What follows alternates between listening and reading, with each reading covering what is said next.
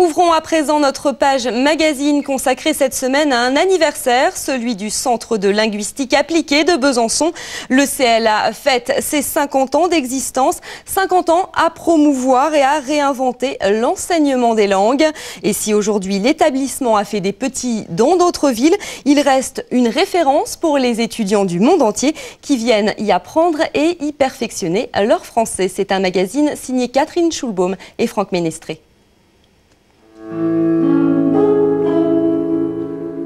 Je m'appelle Falah El-Ghafli, je suis saoudien. Je m'appelle Zhao Xuefei, je suis chinoise. Je m'appelle Hamza, je suis libyen. Je m'appelle Wissam, je suis saoudien.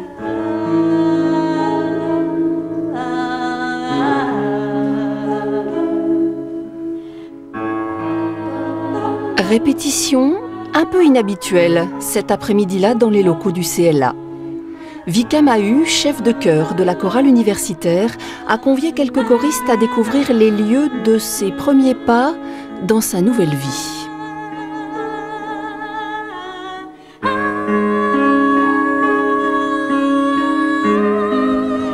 Je suis née en Moldavie, à Chisinau, à la capitale, même si personne ne connaît.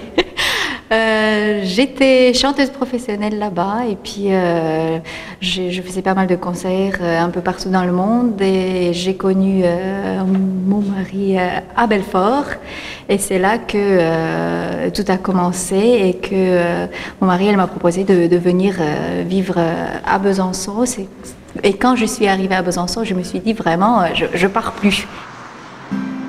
À l'époque, Vika ne parle pas français. Elle choisit de l'apprendre ici, comme des milliers d'autres venus de tous les pays du monde depuis 50 ans. L'histoire de ce centre linguistique est liée à celle d'un homme, Bernard Quémada. Dès 1957, il invente les premiers laboratoires de langue pour enseigner vite et bien. À l'époque, il y avait une demande pour des stagiaires qui venaient des pays de l'Est, d'apprendre rapidement une langue. Surtout pour des réfugiés en fait. Et donc à partir de là, il a mis en place, c'était expérimental complètement, et il a développé un enseignement intensif, ça a fonctionné, et petit à petit les choses se sont un peu établies. Et on a eu une forte demande aussi en anglais. On a formé à l'époque tous les personnels navigants d'Air France. So, for the breakfast? At the breakfast? For breakfast, I drank. Très vite, les techniques appliquées à Besançon font l'objet de méthodes utilisées bien au-delà de nos frontières. Le centre acquiert une notoriété que quelqu'un comme Michel Vautreau, alors arbitre international, vérifie à chacun de ses déplacements. Il finira par venir lui-même y apprendre l'anglais, devenu indispensable dans son métier.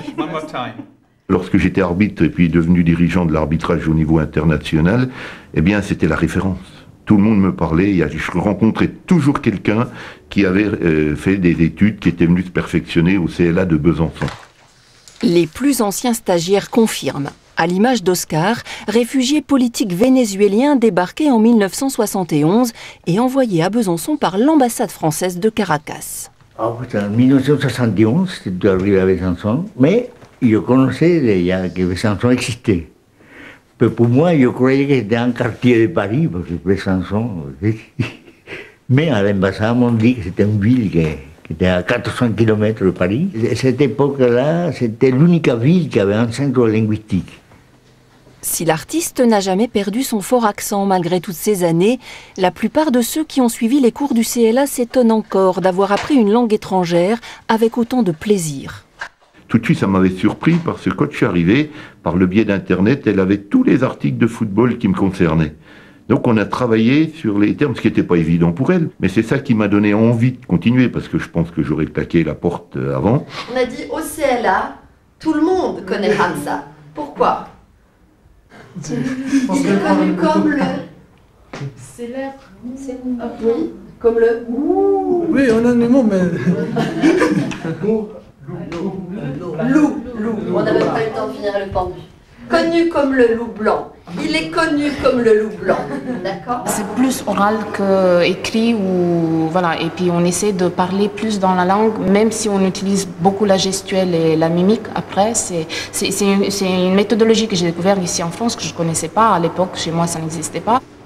Gabriela était prof de français en Roumanie. Elle était venue à Besançon perfectionner ses connaissances. Elle s'y est mariée. Elle est aujourd'hui experte judiciaire en langue roumaine. Comme des centaines d'autres, elle a tout redémarré ici, par choix ou plus souvent pour cause d'exil. C'est en 1991 que Kazem a fui son pays, l'Iran.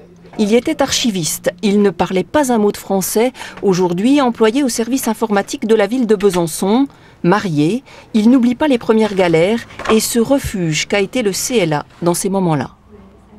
Depuis que je suis entré au CLA, en fait, c'est devenu comme une famille pour moi, le CLA.